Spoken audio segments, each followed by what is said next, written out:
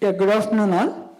I will just take a couple of minutes to set up the tone of this discussion. It is about, we are talking about the economic growth. So when we talk about economic growth, we have to take two important elements of economic growth, that is economic ecosystem and innovative ecosystem. If you see post-World Wars, the industrial growth, the industrial revolution that has happened in Europe or West, that is the best example for the combination of these two. So when we look into Indian scenario, this innovative ecosystem is at pockets, but it has not formed into a big system, where in an innovation ecosystem, the ideas will be shared between the academy, industry, government, and also the users and the intellectuals. So, and today's theme is that pharma, life sciences, and the future readiness. This one, and we want to talk about how the enhancement of the regulations. Because when we talk about pharmaceutical industry, there is one mantra that is called compliance.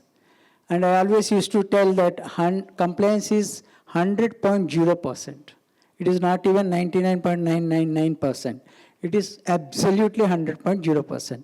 So we will talk about what is the regulatory compliances and what is the regulatory systems that are there globally and also in India, and how we can evolve. We have been evolving. For the last 2.5 decades, there is a phenomenal technological and attitudinal improvement to the compliance. So sometimes I think it is just common sense to comply with the requirements, because no need of any government that has to impose on us, because pharmaceutical industry is a lifeline industry and we are giving medicines. So the medicines are used by me, by my family members, or by anybody in the world, and it has to comply. It has to comply with all the GMP requirements. So with this context, I would like to, I'm also, when I gone through the CII's profile, I was very fascinated, and I'm voicing so many times that the India being the pharmacy of the world, what is the scope of pharmaceutical engineering and packaging engineering? We have packaging development, we have IIP and all, but I don't know whether there is any institute in India who gives the 4-year degree on especially pharmaceutical engineering. And I would also, there is a lot of scope in packaging, so there should be packaging engineering also. So in this context, Mr. Sai, I am really fascinated by your profile. I request you to throw how pharmaceutical engineering is the backbone for the CGMP and regulatory compliance, and what is it important, and how you see in Indian scenario. So, to begin with, hello everybody. Sir, in your introduction, you just said that,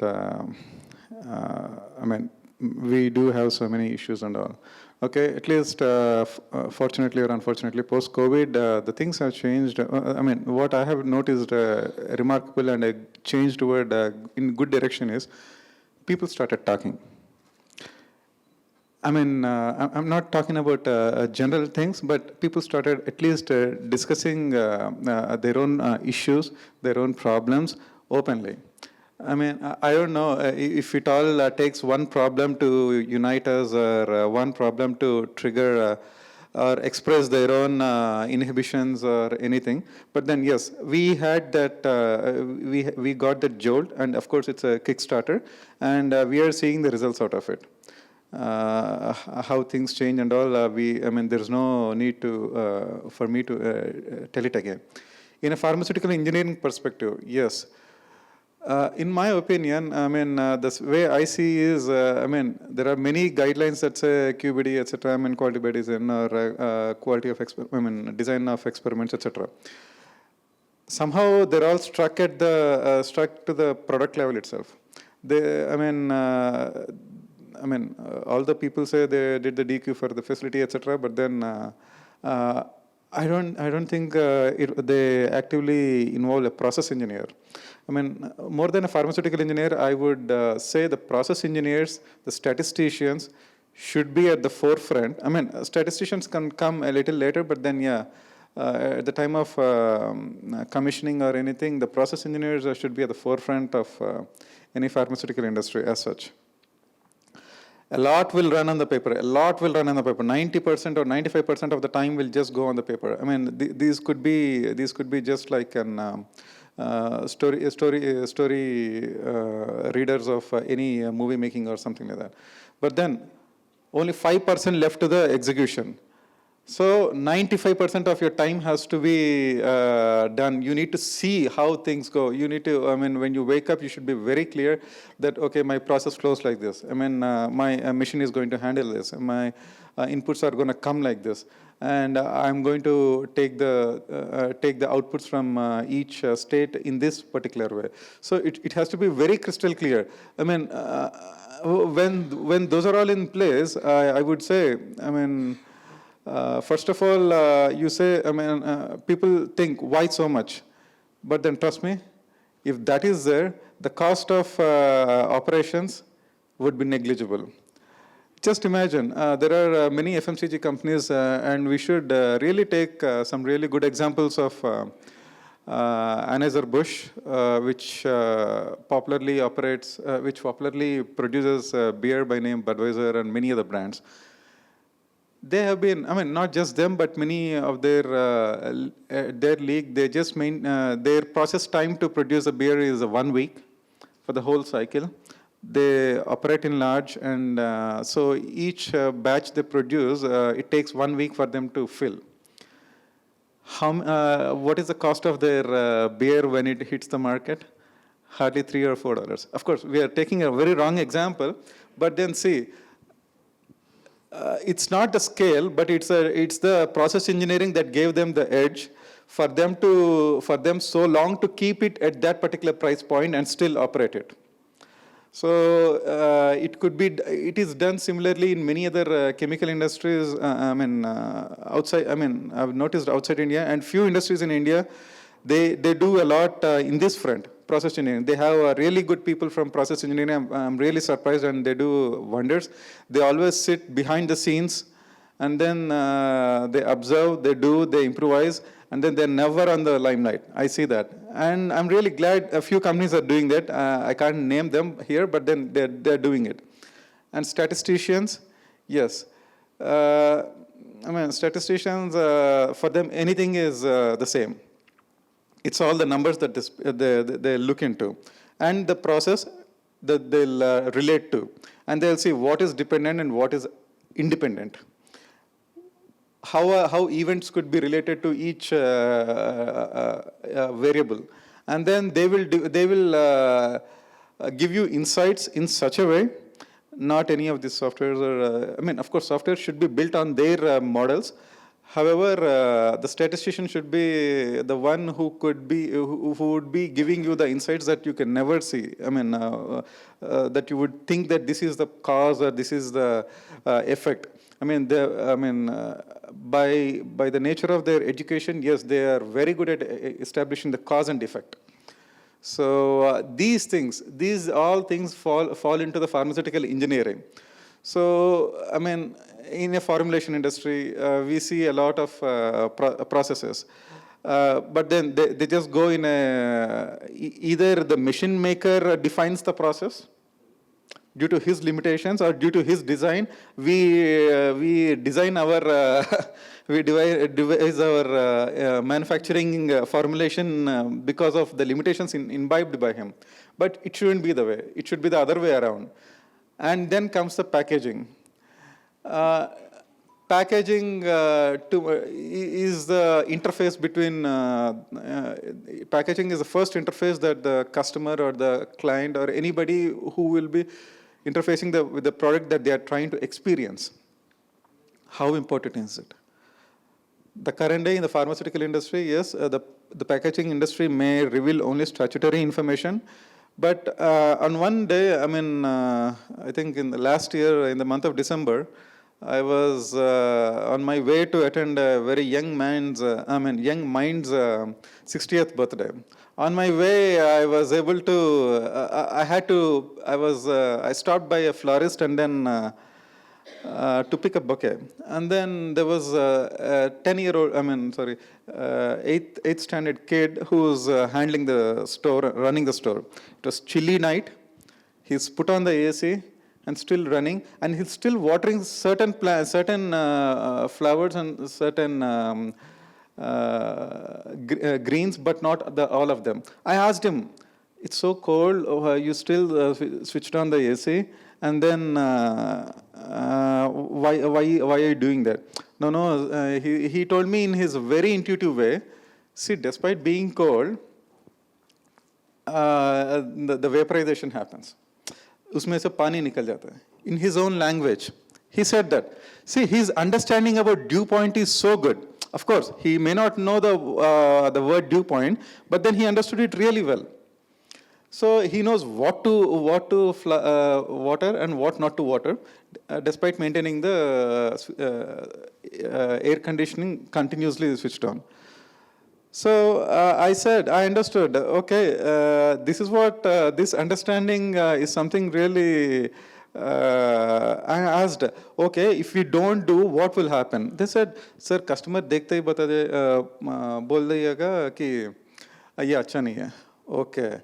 So if you were in a store to pick something where you get an interface, that you go to a market, you try to pick a vegetable or a fruit or a flower or anything, you would be able to see and say whether it was in a good state or not. So, I mean, there's a lot of, this is where I understood. So shouldn't our packaging also do the same? That is where the packaging engineer should come into the picture and say, even in the retailer who sells, it's not his mistake.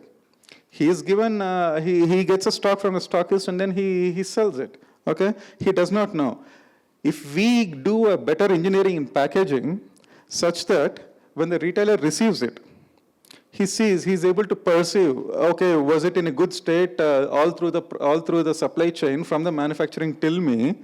If there is some kind of an indicator on the top of it, yeah, he will not take it. He would outrightly reject it. And definitely it does not get passed on to the patient or the consumer. So this is where the packaging engineering has a lot of a scope, in particularly in pharmaceutical, and a lot of an emphasis has to be laid in packaging engineering for the patient safety. So these things get missed out. Yes, there is a scope for improvement. Thank you.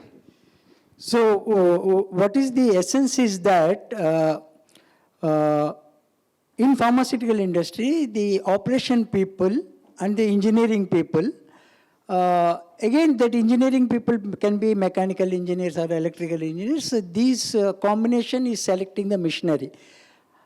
I think going forward for our country's economic growth, how we want to see Viksit Bharat by another 10 years, I think there should be a slight change in the attitude, and we should engage more pharmaceutical engineering and packaging engineering to get the right output. Thank you very much. So now I will go to Rajkiran. You are from Aptar, who is a pioneer in medical devices. So this topic also has the medical devices.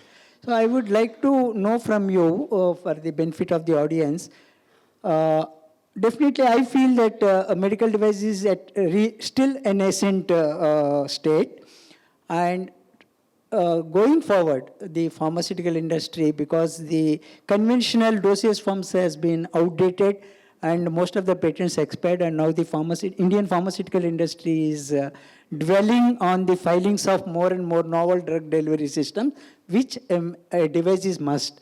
So I want to throw light on what is the current situation, how much Indian pharmaceutical industry is dependent on imports of the specialized devices, and what would be the next 5 or 10 years, what will be the scope, and how the medical devices or the assemblers of the medical devices collaboration with the user industries. I want to throw some light on that. Thank you, Mr. Chandi Prasad, and it's an honor to be here with the esteemed panel. I represent APTAR. I represent APTAR CSP Technologies. So I have worked with most of the Indian pharmaceutical companies with the drug delivery solutions. At APTAR, we have a philosophy that we help the patient and we help in delivering the drugs to the patient. APTAR has a lot of focus on compliances. We have a lot of focus on Indian and Southeast Asian market.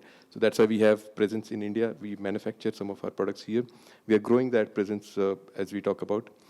I also had a presentation, a small presentation, which would be relevant to all three of the co-panelists and also to the rest of the audience.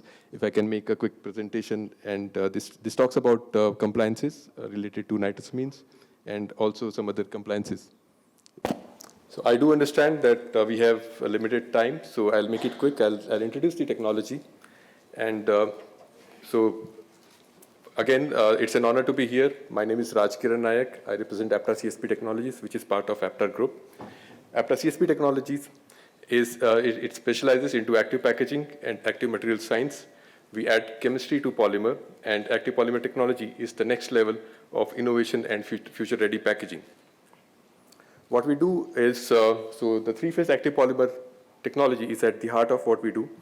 It comprises of a base majority polymer and then a channeling agent, which forms channels within the base polymer. And to that base polymer, we add the active ingredient or active particles, which act as the absorbing or scavenging molecule. It can also release gases, and we can also tailor it to react with certain specific impurities like nitrosamines. So here the image you see on the right corner is the scanning electron microscope image of the active polymer. This is how it looks under electron microscope. The orange particles are the active particles, and the green background is the base polymer, and the channels you can see in the dark patches. This video will explain how the technology works, and then I'll talk briefly about how we implement this.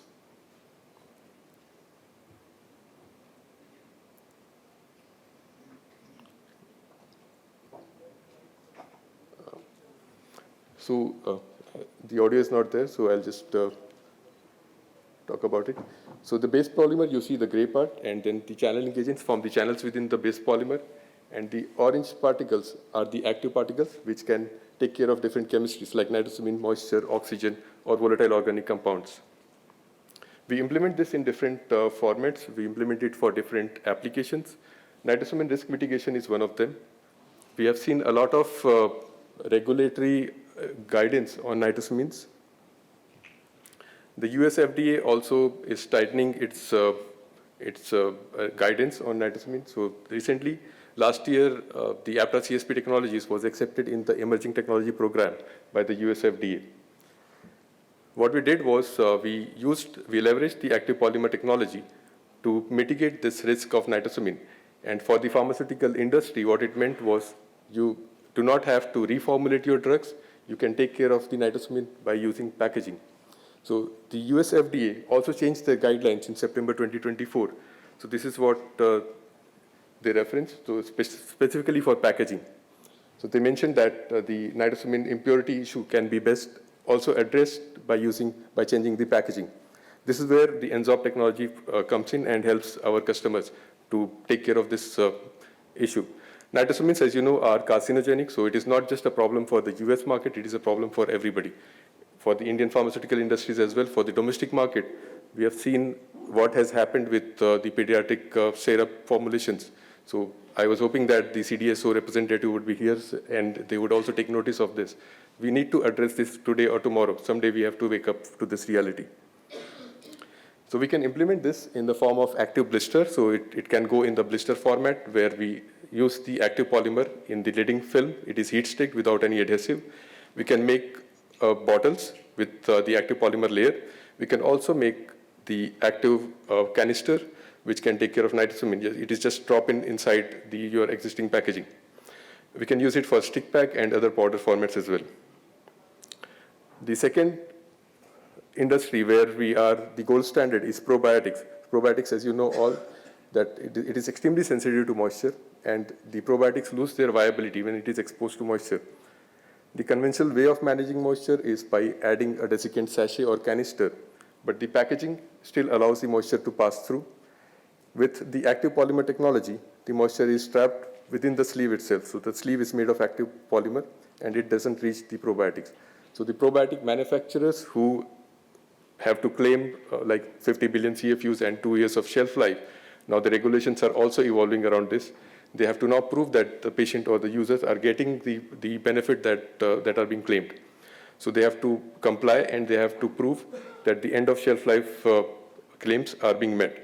That's where our technology can also help, and it is already helping. Most of the global brands are with the three-phase active polymer technology vials.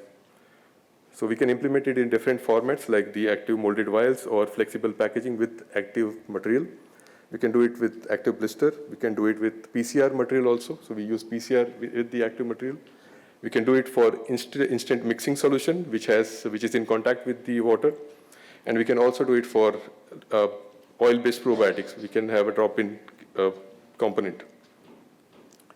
The three-phase active polymer material is not only saving the drug and products in the pharmaceutical industry, we are also in the food industry. And one of the application is also for medical devices and surgical equipments, where we are using the property of release of gases to sterilize surgical equipments. We are also using it to sterilize the medical devices. In food protection also, we can release chlorine dioxide gas, which can take care of the pathogens within the headspace of the packaging. Another way of delivering this is something that is being used by the Indian seafood industry. The seawell packaging is something where we absorb the liquid, which is rich in amino acids and protein, which comes out of the seafood. And by taking care of this liquid, we inhibit the growth of bacteria and also take care of the odor. And this is helping our seafood exporters, the shrimp exporters from India, dominate the global seafood industry. Another example in the food industry, where we are helping the food, reducing the food wastage and reducing the plastic wastage, is by using our patented technology with the paperboard material. So in this case, we have the paperboard material, which is 100% decomposable, and we have a polymer material, which gives the property of the polymer and protection to the food product. So the best of both worlds we have in the same technology. It does not use any adhesive.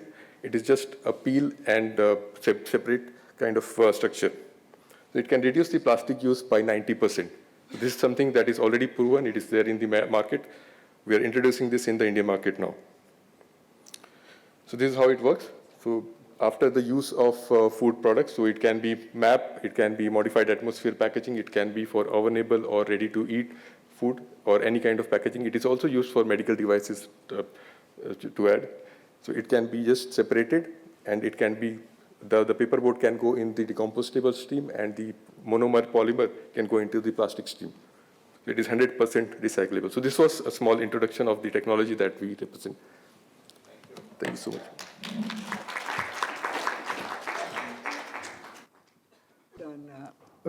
As far as medical devices is concerned, what is the scope, and next 5 years, what will be going, and what is your collaboration with user industries?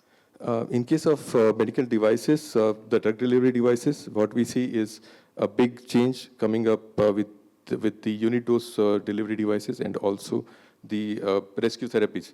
So we have seen a big revolution in terms of unit dose liquid devices earlier. Now the next big wave is coming into powder, because liquid is not very stable when it goes into the field, when it is going into the healthcare workers. So they have to use it under emergency condition, and liquid sometimes pops up, sometimes it is not very reliable. But when they use powder and drugs like naloxone, drugs like sumatriptan, epinephrine, they're all coming up in powder format. And that's where Aptar unit dose powder delivery device, as well as the CSP component, they help to keep it safe and also reliable. So the next change that is happening, also India-centric, is we are focusing heavily on localizing the products in India. The pumps and valves that we manufacture, we are now manufacturing here in India. We have started molding. We are not just assembling now. We will start molding and producing it here in India as well. Thanks. Thank you very much. Trideep, I would like to ask you on two aspects. So what is the regulations? Regulations keep on changing, and the most impact of regulations is on packaging and labeling. So, and it is very dynamic. So I want to ask you and express your ideas about how this dynamism in the regulations on packaging, pharmaceutical packaging, is influencing, and how, what are the ideas from packaging fraternity to overcome this and predictive and be ready for the regulatory challenges. And at the same time, what is your experience on the medical devices, and what are the research that is going on new drug delivery systems, and what are the challenges in selecting the right device and establishing the efficacy and the performance of that medical device even before the product is launched? Thanks a lot, Chandri sir. It's a very interesting question, and it's a big topic, so I'll try to be as conscious as possible. So thank you, CII, thank you, Chakrabarti AVPS, for inviting me for this wonderful occasion. So it's a great place to exchange my thoughts. So basically what we are seeing in the industry since we started talking about growth, so the industry is going towards, I am representing Dr. Reddy's packaging development, so I am part of the sterile packaging development team. So we see a lot of products coming in this drug delivery combination products, basically, like the pen injectors, the auto injectors. These are coming now, slowly people are shifting towards home care application, where the patient itself, they can take their own medicines. So earlier it used to be a hospital setup. Now slowly we have moved from vials to prefilled syringes, now to the pen injector and auto injectors. So as you said rightly, this is a very new area where we are just entering. And this is more relation that we should know what are the rules and regulations associated with it. So CDRH is a body which actually controls this drug combination products and the devices. And also there are 820 CFR is there where these rules and regulations are spelled correctly. So there are ISO guidelines also, right, 11608, then there are 13485, all those things are also talking about the device industry. So now there is one more very interesting thing which there is a guideline published by US FDA is on the human factors. So these all combined together comes into effect when we are looking into these kind of devices. So now I'll go a little bit on depth and try to explain the topics. Like you asked a very good question, how do we know that we are selecting the right devices or not for the right product? So generally what happens, we have seen many times that there is a product which has been, this comes to your topic also. So there is a product which is already there. Suddenly we decide that we are going to go to an auto injector or a pen injector. So now no study has been done, no engineering has been done. Suddenly we go into the market, pick up a shelf, off-the-shelf device and put our prefilled syringes into that, and then start doing the stability studies. And during the stability study, we also find out that the device is failing in some critical parameters. So now the investigation starts and everyone starts to identify, now it will, whether the device is at a fault, whether the manufacturing is at a fault, those kind of questions start arising. So what I feel that during the very initial stage of developing all these products, a lot of people should come together, starting with the portfolio team. Why? I'll explain why I mean portfolio team. Basically, what I have seen currently, we are working on so many pen injector products. So what happens if you do not know what is coming in for future? So you end up investing in an assembly line, and later on one more product comes in. Then you realize that your assembly line is not suitable for handling the second product. So you once again invest in a second machine.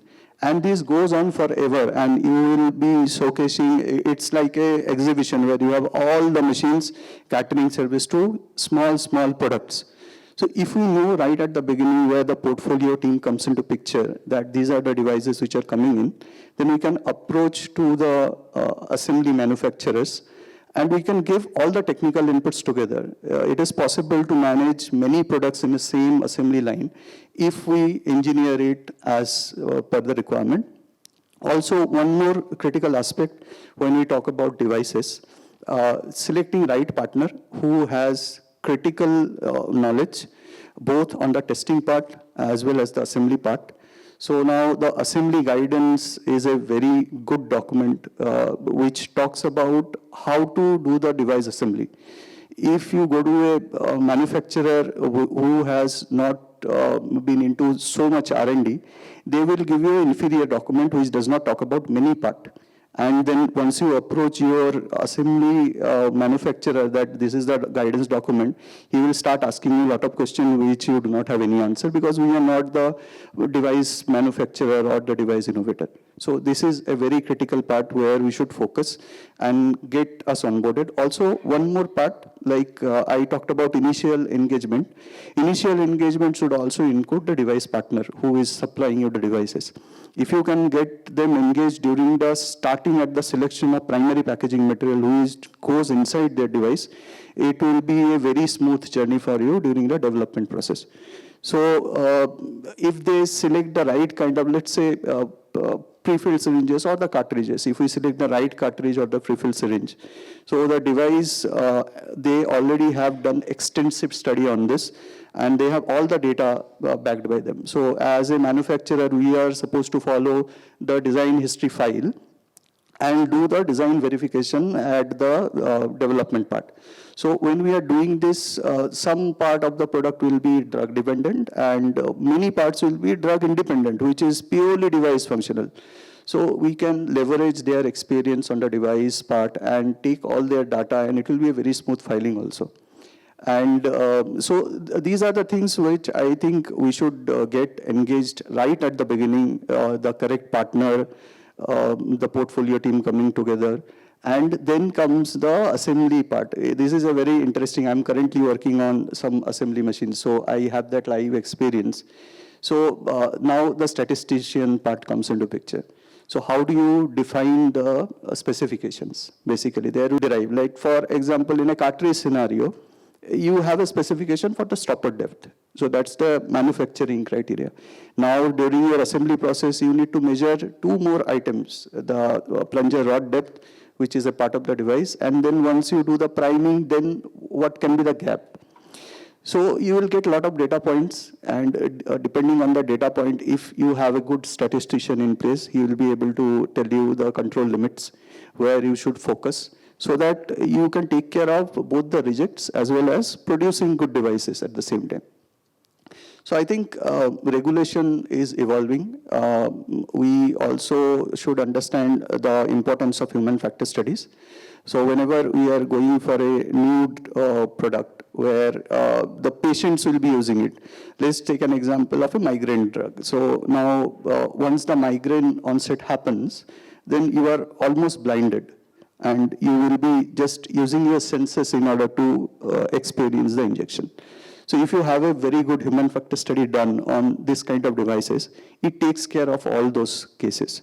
So FDA does provide you a guidance where you can do threshold analysis and compare the product against the product already there in the market. And you can get rid of this human factor study part. But if you find out during this particular study that there are differences and it may impact your user end, you should go to a study. There are many CROs available who perform these studies. So they can simulate these experiences, the environment like a dark room where people are coming and experiencing the product. So it helps a lot during the development. So I think these are the areas where we should definitely focus, because we are slowly moving towards big drugs which are coming into effect. Many people are working on that. So if we do our development in a proper way, then I feel we can develop good products, and obviously it will grow the country. Thank you. You want to add anything on this? Just wanted to ask, so how does, so what you have talked about is mostly focused on the export to the regulated market. How does it help the domestic market to grow in this area? So basically, in Dr. Reddy's, we are not differentiating between exports. The same device is going all the places. So I feel there will be a challenge for price for sure, because all these are important items and these are very costly in nature. So, but since we are using the same facility, so from a facility perspective, it will be same. The same quality will be provided. But yes, when it comes to the pricing part, so we should, like I told right at the beginning, if you can collaborate with your device partner right at the beginning and do all the design experiments, I feel we can still develop a good product, although it may be from India. But definitely we can, we are taking a lot of products from India-based organizations where we see they are also developing good products and we are using that. So I don't feel that's a challenge, but the timing of involving these partners is very, very critical. If you are onboarding them at the end, then it will be very difficult path. Thank you so much. So thank you very much, Trideep, for your insights on this. And I think with one more question we will conclude. I will come to Sai. You are also an expertise on regulatory filings, I think. You are done. So what is the focus? What you think still the Indian pharmaceutical industry should be proactive towards the regulatory compliance, because we are number 3rd in volume, but we are at 14th in value. So how to come, because the regulatory compliance is important to before the launch of the product, because unless your filing is approved, you cannot launch the product. So to value-wise also we have to grow, because it will contribute to the economy of the industry as well as the nation. So how you foresee that, what are the things that Indian pharmaceutical industry can adopt, in your view, to come value-wise also within 1 to 5 in next 10 years? So when you ask me this question, quality is paramount, compliance no escape, and compliance just a gateway. And of course, it would be a small differentiator as well. However, people won't buy your product just because you have a compliance. They buy your product, they don't buy your product, they buy your credibility. I mean, often people say, I mean, you do put 2 different products or 3 different products, and you ask people to pick something. First thing they'll see for the familiarization. Second thing, they'll look for the past experience. I mean, third thing that they will see is the other factors like price, availability, continuous supply capabilities and all. So if you see the first 2 points, they solely rely on the credibility. So credibility will trump everything. So I mean, these regulatory compliances and those are very seasonal. And their perceptions, their perspectives, and their approaches are very seasonal, and we have seen in and time out. When things are in need, we know how things function. When things are at a different juncture, we know how they act as well. So we shouldn't publicly say, but then however, we just need to go as per what we believe in, and things will fall in place. Our ultimate responsibility is not to the regulator, but to the person who's consuming it. This is what I keep saying. I mean, even the regulator walks into my facility, I say, I don't really fear you, but then I really fear a complaint from my customer. I take it much seriously than an observation made by you. I mean, those are the ultimate people who's feeding you and feeding me, and we're all at the mercy of them.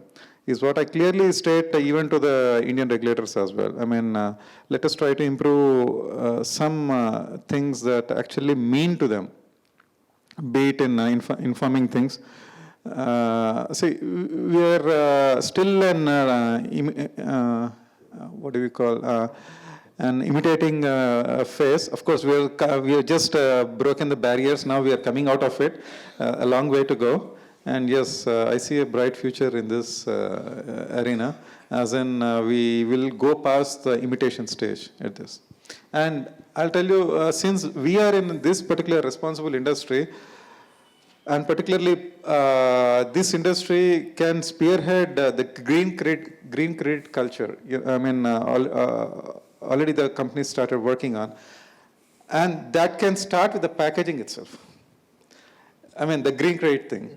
There's a lot of a scope, but then very untouched. I fully agree with you. I fully agree with you. And with only one thing I want to conclude, and thank you all the panelists, and thanks for the patience, because we are in between your lunch.